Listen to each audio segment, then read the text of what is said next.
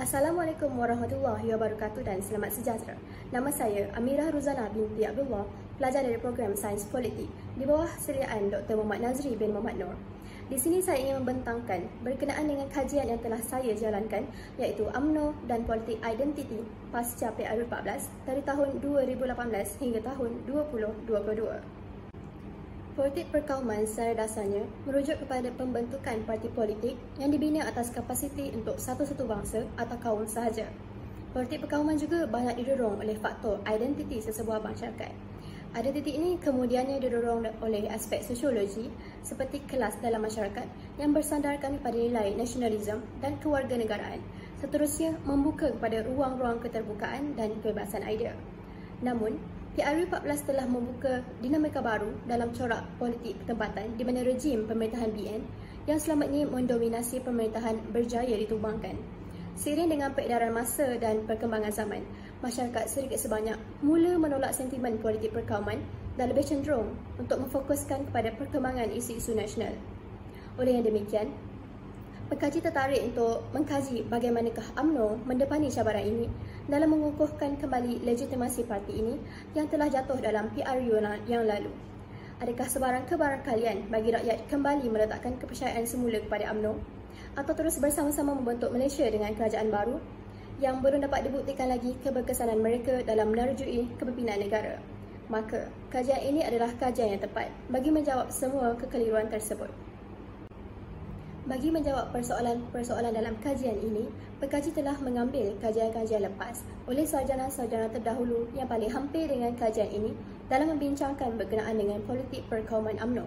Antaranya adalah UMNO dalam Politik dan Perniagaan Melayu oleh Jama'i Haji Jamil 2018, Dilema Melayu oleh Tun Dr. Mahathir 1982, Beyond Mahathir Malaysian Politics, Earnest Discontent oleh Koh Butek 2003, Konservatisme dan Konflik oleh Muhammad Abu Bakar tahun 2000, Pelindung oleh Chandra Muzaffar 1992, Islam dan Ethnicity in Malaysia Politics oleh Hussein Muttalib 1990, Gerakan Kiri Melayu dalam Perjuangan Kemerdekaan oleh Muhammad Saleh Lemri 2006, UMNO dalam Politik dan Perniagaan Melayu oleh Jama'i Haji Hamil misalnya, membincangkan kemunculan UMNO sebagai lanjutan Gerakan Masyarakat Melayu yang bersatu menentang Malayan Union.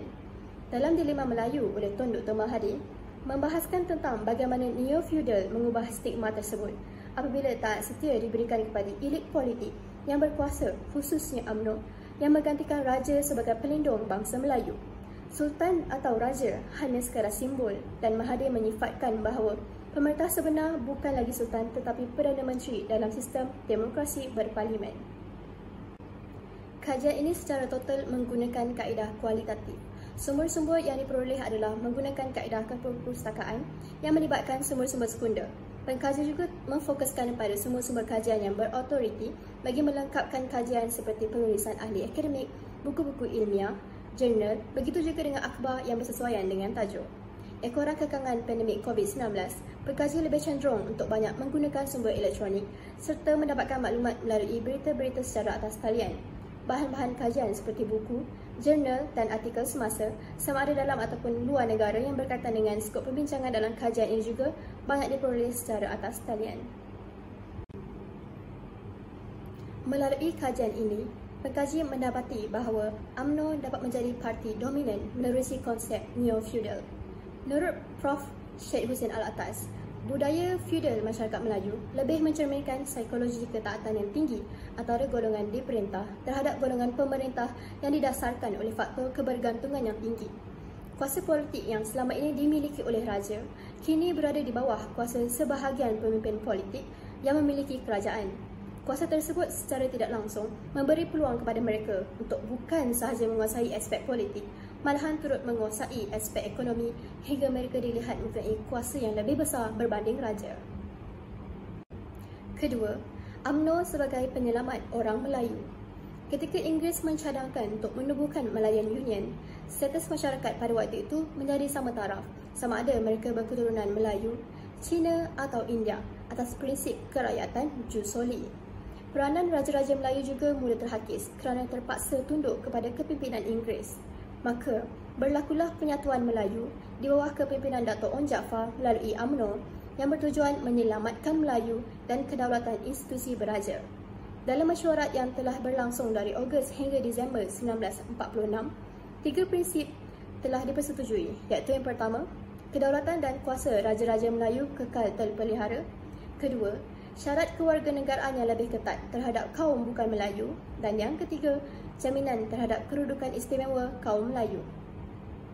Isu ini juga menjadi alat untuk mempengaruhi pengundi Melayu bahawa sekiranya sokongan tidak diberikan terhadap parti ini, maka kaum Melayu perlu bersedia untuk mengulangi sejarah yang lalu dan kehilangan hak-hak keistimewaan mereka di tanah air mereka sendiri. Ketiga, UMNO menggunakan sumber dalam ruang superstruktur untuk mengekalkan legitimasi.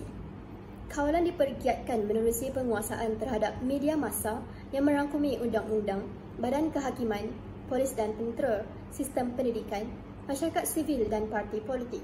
Akhbar-akhbar seperti Berita Harian, New Straits Times, The Star, Nayang Siangpao, China Press, Utusan Malaysia kebanyakannya adalah dimiliki oleh pemegang amanah UMNO bagi menjaga nama baik parti.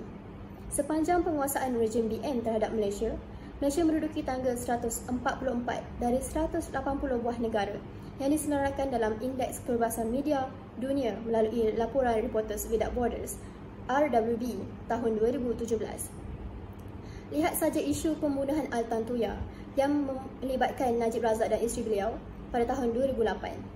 Media pada ketika itu membuat liputan secara besar-besaran yang menunjukkan bahawa isu itu adalah fitnah ke atas beliau walaupun kes tersebut belum dibicarakan. Lain pula apa yang berlaku kepada Anwar Ibrahim yang didakwa atas pertuduhan liwat pada tahun yang sama. Namun beliau telah menerima tanggapan yang negatif sekalipun isu itu belum dibuktikan. Seterusnya, kita akan melihat UMNO dalam PRN Melaka dan Johor. Pada 20 November 2021, PRN Melaka telah diadakan ekoran penarikan sokongan oleh 4 orang ahli Dewan Undangan Negeri ADUN pada 4 Oktober 2021. Pada 12 Mac 2022, PRN Johor pula telah diadakan ekoran pembubaran DUN Johor. Walaupun kedua-dua PRN ini dijalankan sewaktu negara masih berhadapan dengan pandemik COVID-19, BN walau bagaimanapun berjaya memenangi kedua-dua PRN tersebut. Kemenangan ini adalah disebabkan perpecahan pembangkang melalui penubuhan parti-parti baru. Tidak lupa juga dengan manifesto BN yang berjaya menarik undi rakyat bagi kedua-dua negeri. BN menjanjikan kestabilan politik, manakala pihak lawan banyak menggunakan serangan peribadi ke atas pimpinan mereka. Namun, strategi ini tidak berjaya. Rakyat lebih mahukan kestabilan politik seperti mana yang dijanjikan oleh BN. Baiklah, untuk menilai parti mana yang paling bersifat perkauman bukanlah satu perkara yang mudah dan bukan juga satu keperluan khusus. Ini kerana tindakan tersebut jelas boleh memecah belahkan keharmonian yang sedia ada. Oleh itu, masyarakat perlu lebih bijak menilai dan membuat pilihan semasa pilihan raya. Masyarakat tidak boleh terpisah dengan politik dan dalam mana-mana masyarakat sekalipun, pemimpin politik diperlukan untuk menentukan dasar dan jalan-jalan jangka masa panjang bagi sesebuah negara. Ahli politik yang baik akan dapat memimpin parti, konstituen dan masyarakat. Kerajaan pula perlu menunjukkan sikap peduli terhadap rakyat dan kepentingan jangka masa panjang mereka. Maka, politik perkauman bukanlah jalan kepada kemenangan, sebaliknya itulah punca kerosakan dan perpecahan masyarakat. Jika UMNO ingin kekal menjadi parti dominan di Malaysia, sebagaimana kedudukan parti itu sebelum PRU14 yang lalu, UMNO perlu melakukan penambahbaikan dalam memenangi undi rakyat melalui amalan kepimpinan yang lebih bersifat menang-menang kepada setiap warga Malaysia tanpa dipengaruhi oleh perbezaan etnik semata-mata. Penulisan kertas kerja ini sebahagian dibiayai oleh Skim Geran Penyelidikan Fundamental Kementerian Pengajian Tinggi Malaysia. Sekian sahaja daripada saya. Assalamualaikum warahmatullahi wabarakatuh.